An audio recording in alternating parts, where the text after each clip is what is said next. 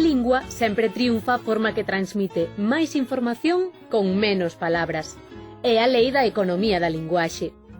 Os pronomes eu, ti, el, ela, nós, vós, eles, elas afórrannos repetir nomes e apelidos e por iso forman parte importante do sistema de aforro na fala. Xa vimos as diferenzas que no uso destes pronomes hai entre o galego e o portugués, pero aínda hai máis pronomes. Eu lavo o coche, eu lavo-o, dice en portugués. Eu lavo o carro, eu lavo. Eu lavo a roupa, eu lavo-a. Eu lavo a roupa, eu lavo-a. Eu lavo-lle a roupa, eu lavo-lla. Eu lavo-lhe a roupa, eu lavo-lhe. Ata aquí a diferenza é só gráfica. Nós escribimos os pronomes directamente unidos ao verbo e marcamos onde vai o acento desa aglutinación, mentres que os portugueses únenos cun trazo e non marcan o acento.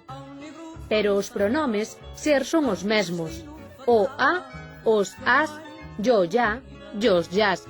Só que estes en portugués escríbense con Lhe, lhu, lha, lhus, lhas. É unha diferenza simplemente gráfica. Pero a diferenza aparece cando tras un ditongo o galego nasaliza o pronome e o portugués non. Eu lavei a roupa, eu laveina. Neste caso, o portugués non nasaliza. Eu lavei a roupa, eu lavei-a. En cambio, nós dicimos, eles lavan a roupa, eles lávana. E os portugueses din, eles lavam a roupa, eles lavam-na. Outra diferenza é a que atopamos nos futuros e condicionais cando levan pronome.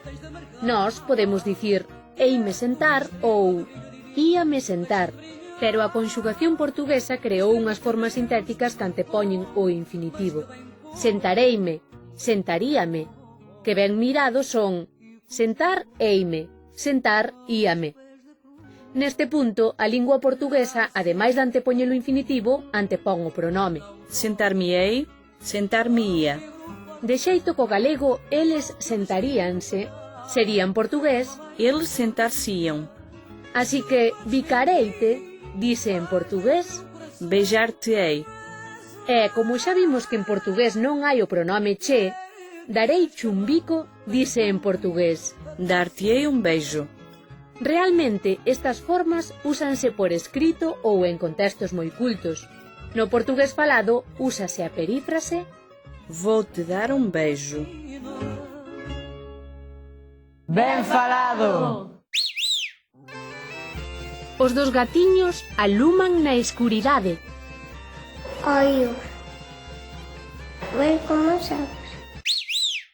Vostedes xa saben que o portugués, igual que outras linguas europeas, tende a evitar o ti por ti ou, polo menos, impón o tratamento de respeto entre persoas en moitas máis situacións que o galego.